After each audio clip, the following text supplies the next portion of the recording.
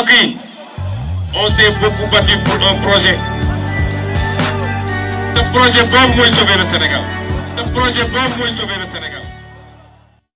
dal leen ak jàmm amee site internet Talibé Sonko TV li gën a fës ci bopp xabaar yi nag dañ koy door rek maître Moussa Diop mi nga xamante ne rek jamono ji daal dinañ koy indil ab convocation ginnaaw bu mu yëkkatee ay kàddu nag doon addu rek ci coow la doxoon nag ci diggante ki nga xamante ne moom mooy Aly Ngouille Ndiaye ak président Macky Sall mi mu ne rek dañooy def ab exploitation minière ñeel suñu jamaa bi ci biir réew wala rek lii di sûreté urbaine daal di koy indil ab convocation te kii di Aly Ngouille Ndiaye nag moom moo ko daal di woon porté plainte ñu fàttali leen nag kii di maître Moussa Diop daal ci élection présidentielle ñu dem ci atum 2024 jamono ji nag ñuy addu mu ngay wutali fi nga xamante ne moom mooy te sûreté urbaine bu Ndakaaru ngir présenté woon nag du ñàkk rek dinañ ci ñëwaat ci yeneen i jotay xabaar mbir mu nu mel mi ngi ko fësal ci ab page Facebook moom nag ne na ma ngay dem wuy ji ci nu moo gën a gaawee ginnaaw révélation yi nga xamante ne rek doon di woon na koy def ñeel nag li nga xamante ne moom mooy suñu jamaa bi ñuy exploité ci biir réew mi te ki nga xamante ne rek moom mooy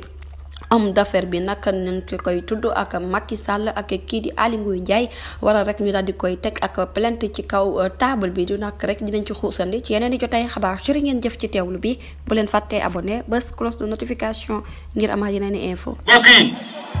on s'est beaucoup battu pour un projet. Le projet boobu mooy sauver le Sénégal. Le projet boobu mooy sauver le Sénégal.